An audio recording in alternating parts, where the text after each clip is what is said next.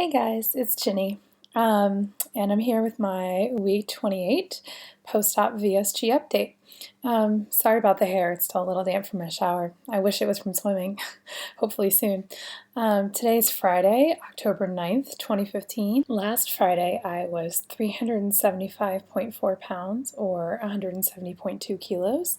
This week I am, drumroll, 365.2 pounds or 165.6 kilos, so a loss of 10.2 freaking pounds this week, or 4.6 kilos. That's crazy. I haven't gone back and looked to confirm, but I'm pretty sure that's a record for weight loss in 1 week for me, other than the week I had surgery. I actually hopped on and off my scale a few times to make sure it was accurate, and I actually had to weigh a day early because I was going to my endocrinologist, and so I hopped back on the scales again today to make sure that was still accurate, and my weight was still the same as yesterday, so I guess it's accurate. It's crazy. It's hard to believe it's possible to lose that much in a week, but I seem to have. So let me do a quick number recap. My high weight in January 2014 was 600 pounds, 272.1 kilos. Date of surgery, 28 March 2015, I was 488.2 pounds, 221.4 kilos. Total weight loss so far, 234.8 pounds, 106.5 kilos. And total weight loss since surgery, 123 pounds, 55.8 kilos. Yes, awesome.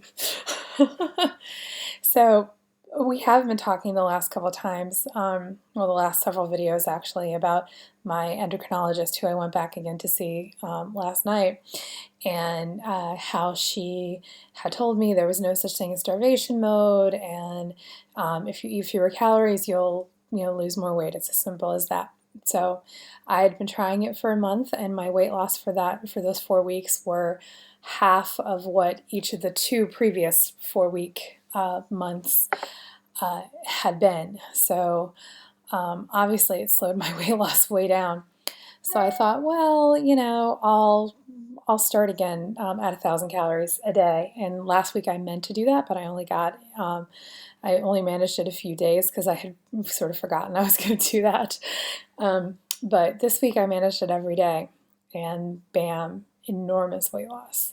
So, I mean, anecdotal evidence isn't evidence, right? Like, I mean, it could be anything, but there haven't been any other changes to my diet or my activity level, except that I've actually been slightly less active this week. Just slightly. I haven't had as many appointments in the city as I often do, so I've been home more this week. So if anything, it should have been less weight loss. I don't know. Yeah, I'm just really excited. That's awesome. So, and I realized last week when I was editing all the ums and ahs out of my video how many times I use those words, and part of it is because I have a speech impediment. I stutter, especially when I'm tired or nervous. You've probably noticed that. I do it more in my videos when I'm tired because I'm not usually nervous talking to you guys. There we go again. But I really want to break that habit. I am trying to be more conscious of it. So forgive me, it's probably going to take me a while to get to where there's any significant improvement, because I do use it to kind of transition between words to keep myself from stuttering. So at least it's not for the usual reasons entirely, but we'll see. Darn it! There I go again. Okay, so I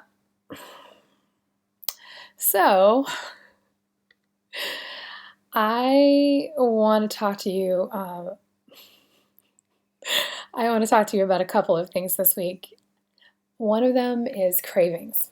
So there have been a lot of people on various weight loss surgery forums and Facebook groups and whatnot talking about cravings recently, cravings that they've given into, and like, why is it so hard to not give into cravings and all these things. And I've sort of had an interesting kind of opposite experience since surgery.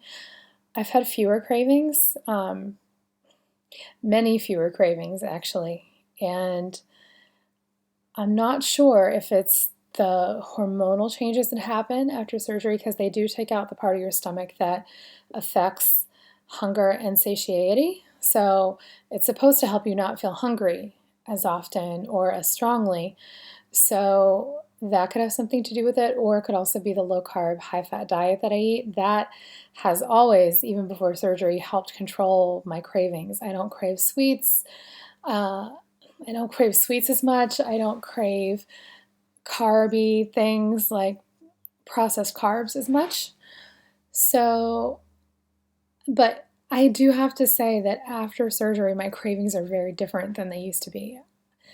When I was 600 pounds, 272 kilos, when I got a craving, it was visceral. Like, it was intense. Like, nothing would satiate it except whatever it was I was craving. And I would just instantaneously go get it, because I knew if I didn't, I'd be eating everything else in the house, like everything, to try to satiate that craving with what I had, or things that I could eat or should eat. And I would end up eating so much more than if I just went and got whatever it was I was craving. So for a long time, it really was a physical drive. Like, it wasn't just, oh, la la la, brownies sound good, right? It was, I have to have this right now. And it wasn't just all in my head. And the way that I know that is, I mean, maybe it is technically all in your head, but it's a very different experience than what I have now. What I have now is occasionally, and this, it's a lot rare, occasionally I'll be sitting here watching TV or reading a book or whatever, and all of a sudden I'll be like, lemon meringue pie sounds really good. Like, yesterday it was ranch dressing, just like out of nowhere. That sounds really good. And it'll be like a fleeting thought, like, that sounds good. Oh, well, we don't have any, and I move on with my day. Or, well, there's like, even if I did go out and get some of that, there's no real way to fit it into what I'm trying to eat today, so just gonna skip it. And I don't tell myself that I can't have things. I tell myself I can have anything I want. The question is, like, the difference is now my body response to cravings is so different. How I experience cravings is so different that I can choose not to indulge the craving. I can actually, I feel able now to actively make a choice. Well, I could have whatever it is, but I'd prefer not to, because then I've got to go back and log it. I'll be over my carbs for the day pretty significantly, and then I'm not going to feel good about how I ate today.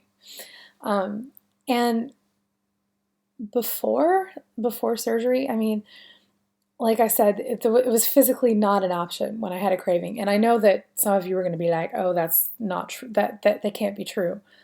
But I can tell you right now, the physical experience of a craving is different for me. Not just how I feel in my head, but physically how my body feels is different. So I wish I knew more of the science behind that. I think there's still a lot that medical science doesn't know about hunger, about obesity, about cravings, about everything that kind of goes hand in hand. And it would be interesting to me if they could figure out more of it and possibly prevent people from getting to a stage where they don't feel healthy anymore, by helping control those sorts of visceral cravings. And let me tell you, I've been on many diet drugs. None of them ever helped with that for me. Okay, yeah, so just an example. Yesterday I went to see two doctors actually yesterday, my GP and then my endo later. And when I walk to the train from my GP's office, I pass all these things, right? I pass McDonald's, I pass a cheesecake bakery, which, let me tell you, walking past that and smelling it is like, oh, it's like the headiest experience in the world. I wish that I was one of those people who couldn't handle sweet things after surgery, but I am not. And I also pass a sushi place, and it's a sushi, like, I could have McDonald's if I wanted it. I do occasionally have McDonald's, but I'll get like here they have a create your own, and I get like a lettuce wrapped burger with cheese. It's high carb. Sorry, high carb. It's low carb, high fat, and lots of protein is what I end up getting. So I can fit in a McDonald's burger with my meal plan just fine. That doesn't, but the problem is I also, in my head, and I'm talking about the head cravings now, not the visceral, not the visceral ones I used to have. In my head, I'm like, oh, some fries would be nice. Like a sundae would be lovely. Like I would love to have an apple pie, but I'm able to say no to those things when I'm actually in there. But I prefer to just stay out of there unless I'm really wanting a burger. So I walk past there, walk past the cheesecake shop, and I even walk past the sushi place because while there's nothing wrong with sashimi, especially, this place's specialty is like rice, like the usual like rolls, and I try not to eat white rice at all, so I just kept walking past them as well. And yeah, it's not that hard for me anymore. And what is hard is like when I went to Circular Quay to do my video last week, it was so hot. It was like 90 something degrees Fahrenheit and like 40, 30, no, it was 36 degrees Celsius. So it was a hot, hot, hot day. And all the tourists there were walking around with their gelato cones, right? From this amazing Italian gelato place there. And I so wanted gelato. And I told myself, nothing says I can't have it. I can have it if I want it. But what I'm going to do is, like, if I really want it, what I could do is go over and ask the guy, can I just have a taste of this flavor, right? Because they'll give you a taste so you can try different flavors and decide what you want. Theoretically, I could have been, like, I could have just walked up, asked for a taste, and then walked away. I wouldn't have had to actually buy anything, and that little bit wouldn't have, killed me for the day at all. But I didn't want it. I didn't want to do that. So I was like, well, if it's not about the gelato, what is my, like, this was one of the more intense head cravings that I've had post surgery. So I'm like, what is it that I want? And I realized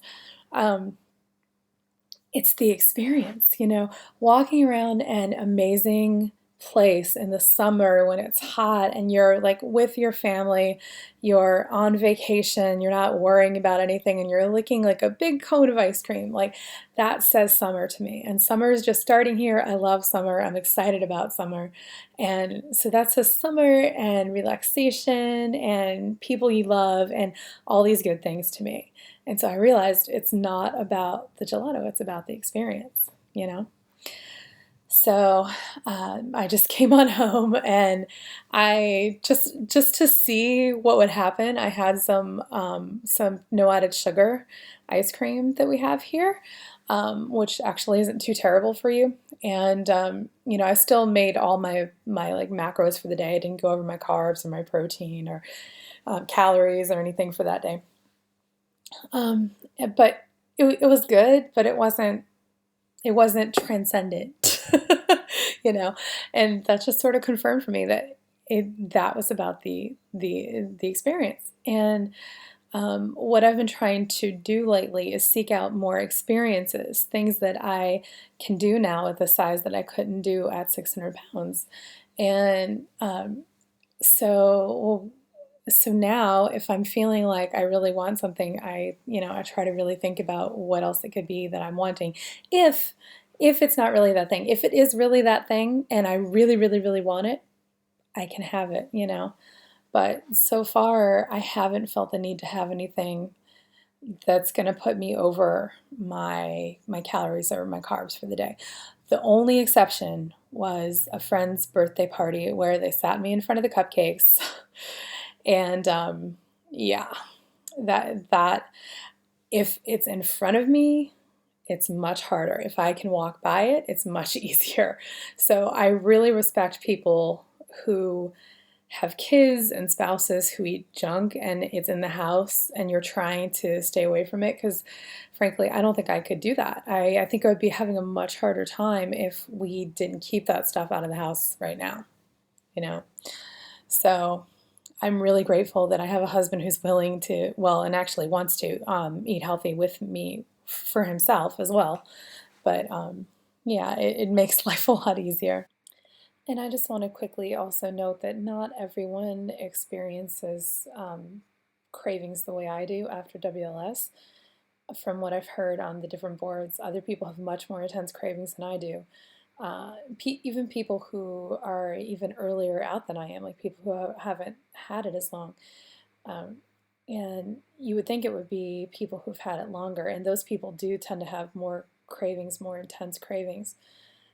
But again, I'm not sure if the way I'm experiencing cravings myself is due to the low carb, high fat diet in combination with the WLS, or if it's because I'm only 6 months out and they'll go back to being more intense when I'm a year out or 18 months out. I hope not, but I'm guessing from how people struggle with regain, um, starting at about 18 months out sometimes, depending on the person, that maybe that does change the further out you get. So I don't know, but I'm going to enjoy not having super strong cravings right now for all it's worth. I also wanted to tell you guys about my trip to the endo yesterday.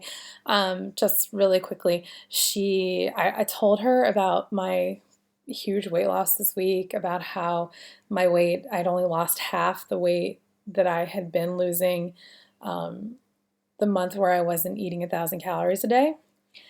And she really just, like, she was in a hurry. She usually takes plenty of time and talks to me, but this time she was in a hurry and she just sort of like brushed it off, like, oh, well, everybody has to do whatever works for them. And I'm like, I'm really interested in discussing this. Like, is starvation mode a thing? Is it a myth?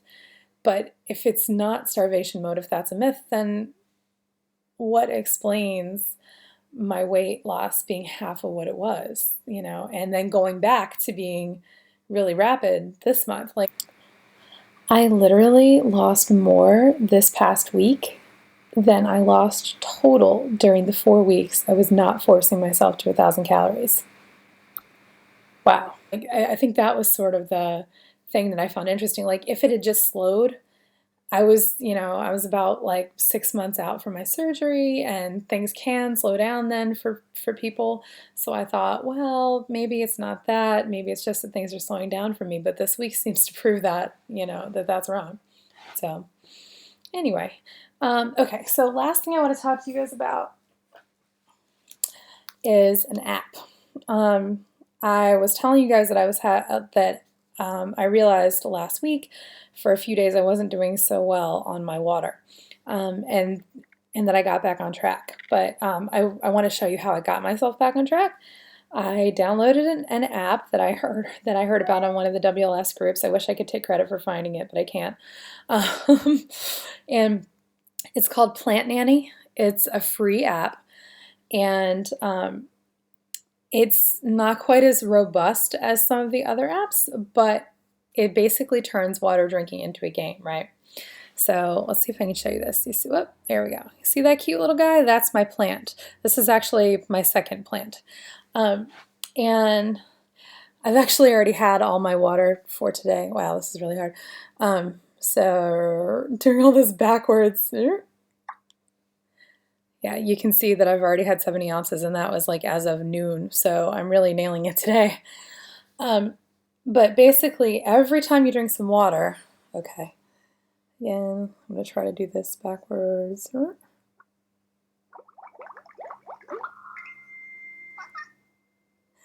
It does that. Now, this is one of the downsides. If you drink more than what it thinks your goal is, it fusses at you. Which, you would think drinking more than your goal of water is a good thing, because it is. But I mean, obviously there are dangerous levels of water to drink, but 84 ounces is not one of them, right? So anyway, your little plant, every time you water it, it gets a little closer to leveling up. When it levels up, it grows. It's a baby plant right now. And then when it's fully grown up, then you can plant it in your garden. This is Bob. And Bob was my first plant. He's fully grown, he's in my garden, and so now he's producing seeds for me. And seeds you can use to do things like get different flower pots, get different backgrounds, things like that. So, and get new plants. So, yeah, it's a cute little game. And oh, and if you don't water your plant, aka if you don't drink your plant dies. So that is just enough like forged guilt to me to make me keep drinking my water. But yeah, but like I said, it's not quite as robust. It doesn't sync with MyFitnessPal like some of the other water apps do. It doesn't let you add partial drinks. At least that's not a functionality that I've found, and I've looked pretty closely. So if you drink like half a glass of your 14 ounce of water, you can't log half a glass. And yeah, oh, and it also calculates your goal water intake for you, which I like to have. I like to be the one to say what my goal is, because based on my body weight, it calculates mine as 179 ounces a day, which that is not happening. I mean, that could have happened before I had an operation to surgically take away 80% of my stomach, but or maybe 90%, I don't know, something like that. But there's no way that I could get in that much water in one day and also eat food. And I need to eat. So I actually had to lie about my weight to the app so that it would not kill my plant if I didn't make it up to 179 ounces of water a day. So I had to lie. So, I had to figure out what weight corresponded with 64 ounces of water, because that's my bare minimum a day. I do try to get more than that, but 64 is my drop dead bare minimum. So I had to figure out what weight represented that. So for my height. So anyway, you might have to lie to it. Wait, I almost forgot shoutouts. I'm so bad about that. Xena VSG Warrior Princess, it's her 1 year surge anniversary, so congrats on that. And I also wanted to welcome back somebody who used to do some regular YouTube WLS videos, but has been absent for a while, but he's back. The channel's called Life Happens, so I will go ahead and link it below. So check him out if you're not already subscribed. He's going to do a grocery haul next time, and I know how much you guys love grocery hauls. So, oh, this is already 20 minutes. So anyway, I think I covered it all. Ooh, there's something else I was going to talk about, but I'll move that to next week. So I love you guys, and I'll see you next week. Bye.